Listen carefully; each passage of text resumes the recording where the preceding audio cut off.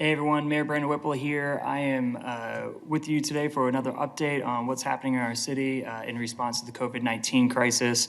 I'm joined with President and CEO of the Wichita Chamber of Commerce, Mr. Gary Plummer, and also with Michael Monteferrante, sorry if I mispronounced your name, who is the CEO of Envision. And they're both here to chat with us about what their organizations are doing to help out our city in this time of crisis. So welcome, guys. So glad you guys are here. Thank you for the invitation, Mayor. Of course. Good afternoon. Of course. Glad you're here. Really, why don't we jump right in? I think Gary over at the Chamber of Commerce has been an amazing ally during this entire situation where we've asked information to get out for small businesses or information to get out for about some of the programs that have been happening on the national level. And our partners over the Chamber have been just great in helping us out with this. And my understanding, Gary, is we got some more stuff coming from you guys as far as how our community can benefit. Yes, thank you, Mayor. It was actually City Manager Bob Layton who reached out to me around the 20th of March and said, hey, could the Chamber work with the city to develop a website that would help small businesses react to some of the programs that were expected from SBA and others. And Monica Poe, my marketing and communications manager, over the weekend built a website. I was very proud of her, and we got back with Bob on Monday morning and said, here we go. And from that point forward, the Wichita Resource Center has been a real service to small businesses. Whether they're chamber members or not, it's been a great resource for those companies to go to, as well as nonprofits, and look for information on some of the stimulus programs and that sort of thing.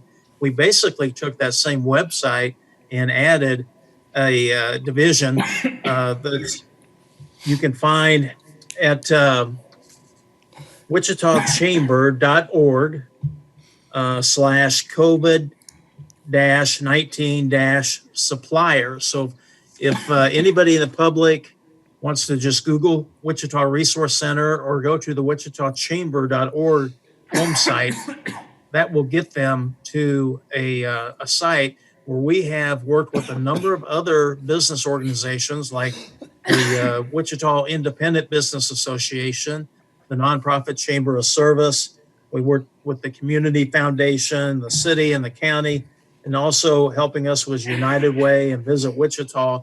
And with all those people involved, we were able to do a thorough research on all the businesses in our area that are providing personal protective equipment, which obviously is a number one need for business people and other folks that are getting back into the swing of things.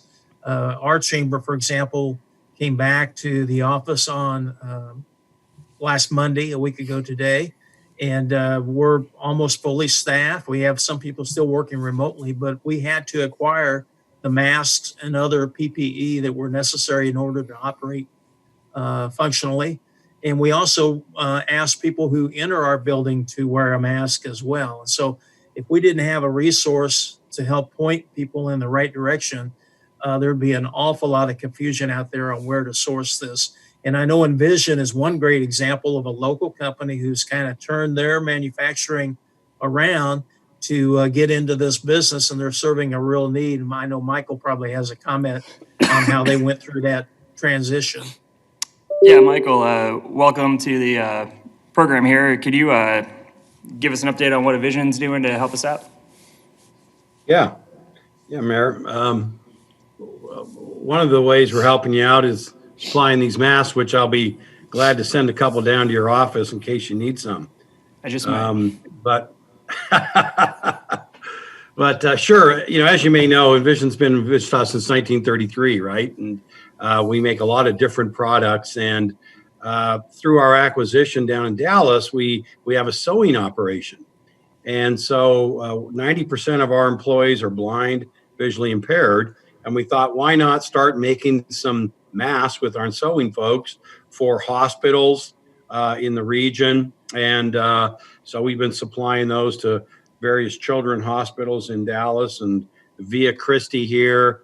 And then Via Christi shared with us that, hey, for the construction companies here in town, they're going to have to wear a mask too. So we supplied 500 to EB Construction. So we're just trying to do what we can to supply the community with these protective masks that you're wearing now, and which was not a product line, within our arsenal at the time. And now we just got a contract with Texas DOT for 100,000 of these masks that I'm wearing today.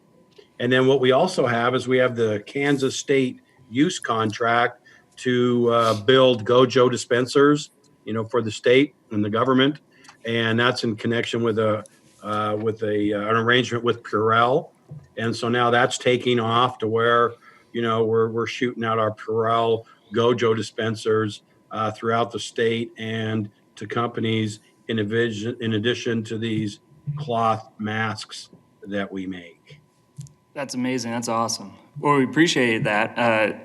Really, I took a look at the website before we got on this today. And Gary, I wanted to ask you, are there plans to grow the website, or if there were people who, like Envision or creating products and want to get on the website for those of us who want to take precautions, but also, stimulate our local economy by buying locally made products? We actually chose to focus on local providers, partly because we didn't feel like we had the time or the expertise to vet every national supply operator in this arena. So we trust companies like Envision and the other local companies that are on that website. We also reached out just today to other chambers within about an hour's drive of Wichita, letting them know they could post this site, but they could also send us information on suppliers in their communities, whether it's McPherson or Wellington or wherever they might be within a 1 hour drive of Wichita. We think that this should be a site that focuses on local and regional sources for this sort of supply, because we trust those people and we know them, and we think we can be very comfortable in putting them on this resource page. And I will tell you again, your city manager, Mr. Layton, has a team at the city who is helping us add additional information on this site, like what the price points are, what the quantity available is, what the turnaround time is for delivery, and that sort of thing. So we'll continue to make this site even more helpful to local businesses and nonprofits that are looking for sources. That's great. So with that, first of all, thank you guys for being here. We're probably going to take some questions now, but it's amazing how innovative I think Wichitans have become in our small business community during this time. I mean, everything from Envision, kind of switching what they do to create masks, and on your list, saw hand sanitizer now made by breweries, which and of course, other businesses that normally don't make these products now switching over, making sure that they can have these locally made products that will keep people safe. So with that, Megan, what do we got for questions? So the first one is, can the general public reach out to vendors on the chamber website to acquire PPE for themselves? That was a good one. It sounds like a question for Gary.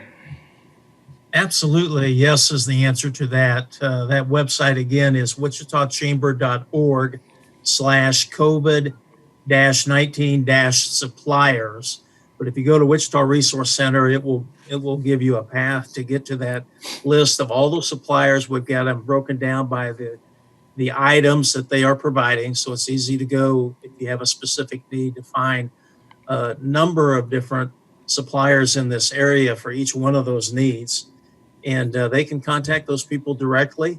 And as I said, there's going to be more information added to the site in the next few days, so we can give you a little more direction on maybe a price point or a turnaround time that you need in order to meet your own requirements. But it's out there, and it's there for everybody to use, and it's there to support local and regional suppliers who are really providing this invaluable service right now at a critical time. Excellent. Thank you, Gary. What else we got for questions, Megan? I think we have one more. Should employers, especially those whose operations directly interact with the public, be urging their employees to wear masks? That's a great question. Yeah, from Envision's perspective, we've had 0 instances of any COVID related situation here. So we've been very fortunate. Over 300 people have been working through this pandemic. And what we've done is obviously we're encouraging everybody to be safe, healthy, and very protected in terms of how they're social distancing, the sanitation techniques and so forth. And then we've got folks, some of our administrative folks working remotely and doing webinars with them on how to be efficient and effective, social distancing, staggered work breaks. And in terms of from a mask situation, we are encouraging people to wear the masks, but at this point, they're not mandated. And we're seeing about probably 50% of the people preferring to wear masks. And so we're not mandating at this point, and it's optional. And we've dispersed these masks to every employee in the Envision system. I would just add to that, Mayor, that we are also providing masks for our employees, and they're able to launder them and reuse them, of course. And we're asking, again, anybody who comes into our building, whether they're a vendor or whatever the case may be, to wear a mask when they come in and sanitize as they arrive. And we're fortunate that our space allows everybody to kind of work in their own isolated office area. We don't have a lot of common workstations, for example, like a lot of offices do. And so while we're away from each other, we allow them to take off their masks. But if we gather for a meeting or if we get out and go with a coworker to lunch or something, the masks are on, and we certainly encourage people to do that. Excellent. Well, very good. Well, I don't know if I think we're out of time. Do we got any more? Nope. All right, we're out of time. All right, well, thanks a lot for following along, for those people online, for staying engaged, and of course, to our 2 guests here, thank you for coming on and for giving our community some information and some updates on resources that are being made right here in Wichita. Thanks a lot, everyone. Thank you.